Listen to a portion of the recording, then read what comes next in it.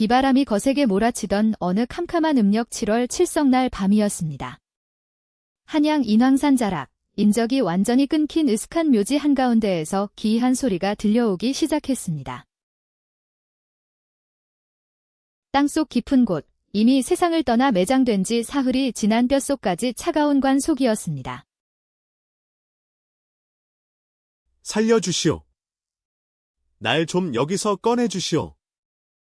나는 죽지 않았소. 제발 누군가 밖에서 이 관을 열어주시오. 묻힌 지 사흘 만에 무덤 속에서 살아 돌아온 이는 한양 조정의 이조판서 윤정길 대감의 하나뿐인 외아들 윤문수 도령이었습니다. 이미 장례까지 치르고 사흘 밤낮을 땅속에 묻혀있던 그가 어떻게 숨을 쉬며 살아 있었던 것일까요? 그리고 더욱 경악스러운 것은 그가 무덤 밖으로 나와 던진 첫 한마디였습니다. 나를 죽인 것은 병마가 아니다. 바로 이 집안에 있는 나를 가장 사랑하던 사람이다. 도대체 그 밤 화려한 명문가 양반댁 담장 너머에서는 무슨 일이 벌어졌던 것일까요? 오늘 들려드릴 이야기는 조선 숙종 시절 한양 전체를 충격과 공포로 몰아넣었던 한 양반가의 비극적인 야담입니다.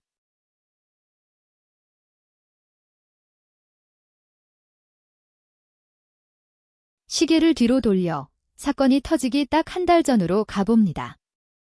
한양에서도 손꼽히는 명망 높은 가문, 이조판서 윤정길 대감의 집은 언제나 웃음소리가 담장을 넘어가는 평화로운 곳이었습니다. 대감에게는 늦둥이 외아들 윤문수가 있었는데 용모가 수려하고 성품이 온화하여 인근 가문들의 부러움을 한 몸에 받았습니다. 문수야, 이번 향시에서 내가 거둔 성적이 매우 뛰어나더구나. 이 아비는 내가 오직 학문에만 매진하여 이 나라의 훌륭한 제목이 되길 바란다. 아버님의 은혜에 보답하기 위해 밤낮으로 글 읽기를 게을리하지 않겠습니다. 이 평화로운 집안에는 문수 도령 말고도 또 한 명의 핵심 인물이 있었습니다. 바로 문수 도령의 수양누이이자 10년 전 전염병으로 부모를 잃고 거두어진 아랑 아씨였습니다.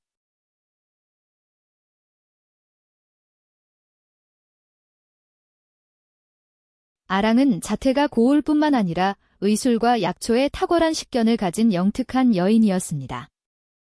윤대감 부부는 아랑을 친딸처럼 아꼈고 문수 역시 그녀를 누구보다 의지하고 따랐습니다.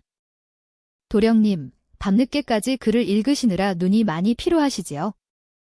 제가 차풀과 국화를 넣어 끓인 따뜻한 차를 올릴 테니 한 모금 마시고 쉬어가세요. 누님의 정성 어린 차 덕분에 매일 밤 머리가 맑아집니다. 누님이 이 집에 없었다면 제가 어찌 이 무거운 학업을 견뎌냈을지 모릅니다. 남매처럼, 때로는 연인처럼 서로를 돌보는 두 사람의 모습은 참으로 아름다웠습니다. 그러나 이 평화롭고 따스한 집안 풍경 뒤편에는 나지막한 음영이 짙게 드리워져 있었습니다.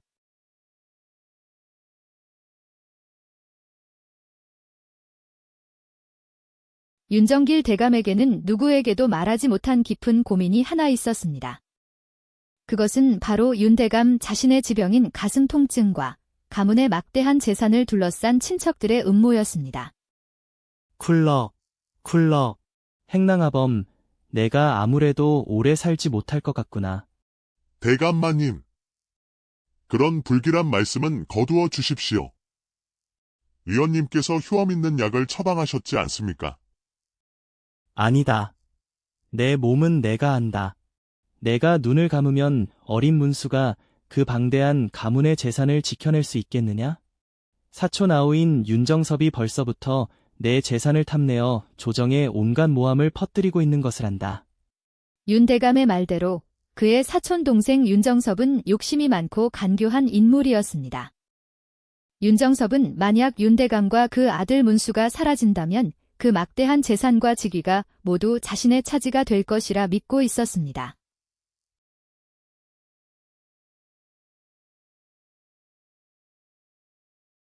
윤대감 집안의 재산이 어디 보통 재산인가? 그 자리를 내가 차지해야 우리 가문이 살 수 있다. 그런데 그 피비린내 나는 노인이 아들에게 모든 것을 물려주려 하니. 남자오, 나으리, 사람의 목숨을 빼앗는 데는 칼만 필요한 것이 아닙니다. 남자오, 아무런 자국도 남지 않고 의원조차 단순한 급사나 심장마비로 진단하게 만드는 특별한 약재가 있지요. 그것이 정말이냐? 절대로 덜미가 잡히지 않는 약이란 말이지? 남자오, 하하하. 독성이 서서히 퍼져 사흘 뒤에 숨이 끊어지게 만드는 약입니다.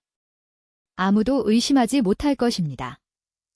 이렇게 어둠 속에서 무서운 음모가 피어오르고 있었습니다.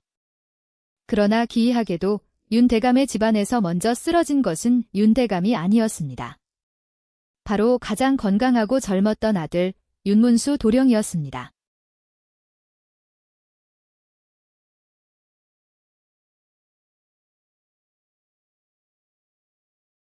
으악. 가슴이 타들어 가는 것 같다. 누님. 나 좀 살려주시오. 도령님. 이게 무슨 일입니까? 세상에. 도령님. 정신 차리세요. 평화롭던 윤대감 댁은 순식간에 아수라장으로 변해버렸습니다. 한양에서 가장 명성 높다는 의원들이 급히 달려왔으나 문수의 맥박은 이미 터무니없이 약해져 있었습니다.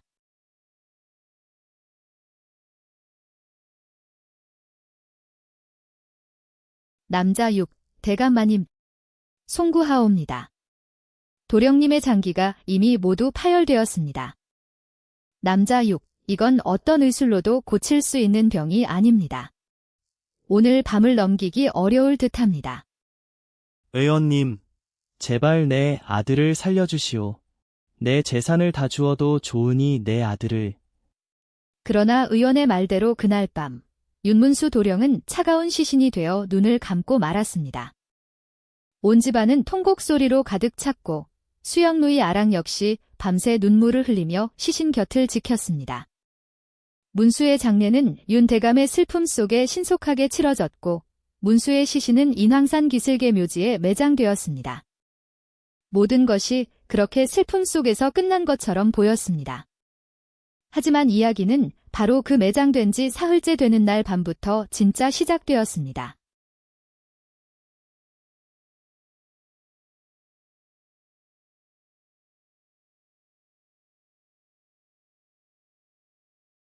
다시 처음에 그 비바람치는 인왕산 묘지로 돌아갑니다.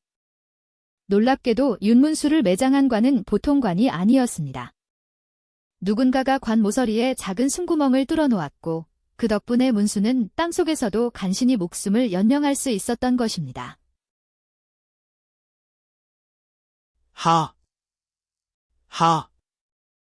내가 살아있다. 내가 살아있어. 흑범벅이 된 채 겨우 관 밖으로 기어나온 문수의 눈에는 번뜩이는 분노와 서글픔이 서려 있었습니다. 문수는 쓰러질 듯한 몸을 이끌고 비바람을 맞으며 한양 도성안의 윤대감 집으로 향했습니다. 자신이 어떻게 죽을 뻔했는지, 그리고 자신을 무덤 속에 쳐넣은 자가 누구인지를 밝혀내기 위해서였습니다.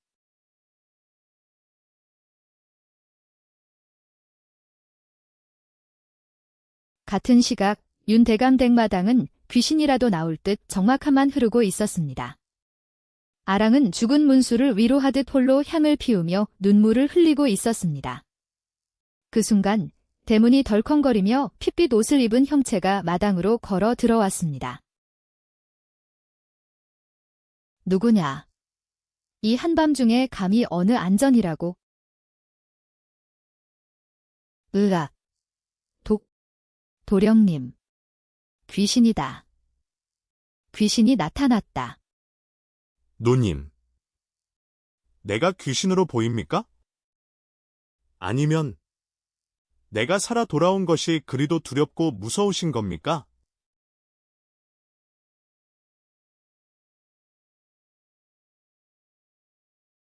도령님, 정녕 살아계신 겁니까? 이게 대체 어떻게 된 일입니까? 내가 묻고 싶소. 누님. 내가 죽기 직전 마셨던 그 국화차에 도대체 무엇을 넣은 것입니까? 이 약병은 누님의 방 깊은 장롱 속에서 내가 발견했던 그 묘약이 아니요? 그렇습니다. 시청자 여러분, 문수를 중독시켜 죽음에 이르게 한 차를 건넨 이는 다름 아닌 그가 가장 믿었던 수양누이 아랑이었습니다. 하지만 반전은 여기서 끝이 아니었습니다. 아랑의 입에서 나온 말은 문수와 우리 모두를 더 큰 충격에 빠뜨렸습니다. 도령님, 그 약은 제가 도령님을 죽이려 한 것이 아니라 도령님을 살리기 위해 쓴 약입니다. 뭐라? 나를 살리기 위해 독을 먹였다고? 거짓말 마라. 도령님. 당숙이신 윤정섭 나으리가 대감마님과 도령님을 한꺼번에 암살하려 독약을 사들인 것을 제가 알아채었습니다. 윤정섭 나으리는 도령님의 찻잔에 진짜 치명적인 맹독을 넣으려 했습니다.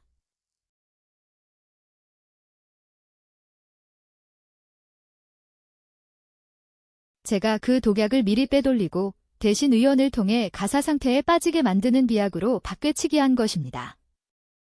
그 비약을 마시면 사흘 동안 숨과 맥박이 완전히 끊겨 죽은 사람처럼 보이지만 사흘째 되는 날 밤에 다시 의식이 돌아옵니다. 도령님이 진짜 맹독에 맞아 형체도 없이 돌아가시는 것을 막기 위해 제가 도령님을 가사 상태로 만들어 무덤에 묻히게 한 것입니다.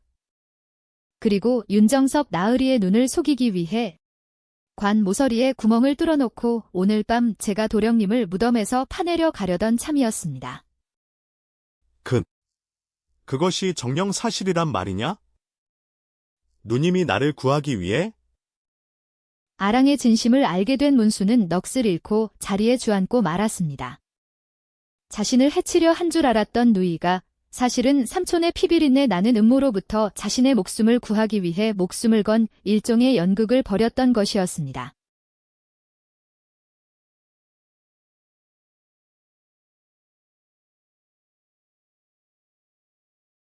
한편 자신이 조카를 죽이고 대감의 재산을 독차지하게 되었다고 확신한 역적 윤정섭은 밤마다 잔치를 벌이고 있었습니다.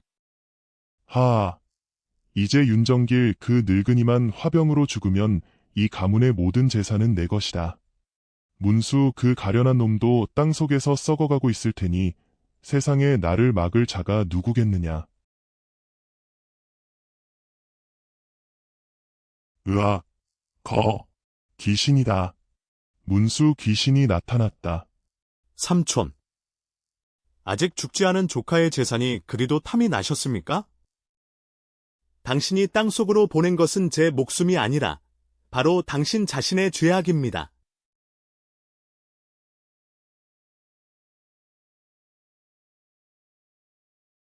아랑과 문수는 이미 한양포도청에 윤정섭의 독살 음모와 약재상과의 비밀 거래 정황을 모두 고발한 상태였습니다.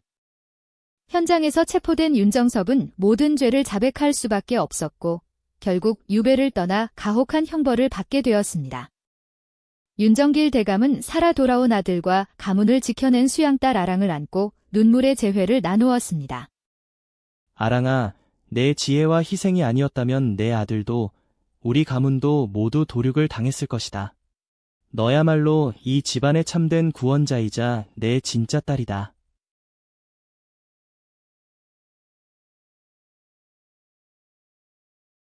사건이 그리고 윤문수 도령은 다음 해 과거 시험에 당당히 급제하여 백성을 보살피는 훌륭한 관리가 되었습니다.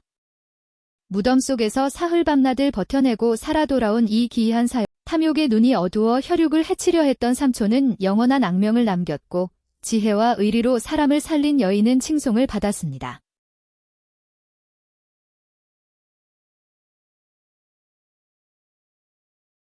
수백 년이 지난 오늘날에도 이 야담이 우리에게 주는 메시지는 명확합니다. 눈앞의 재물과 욕망에 눈이 멀면 사람의 탈을 쓰고도 짐승보다 못한 짓을 저지르게 된다는 것입니다.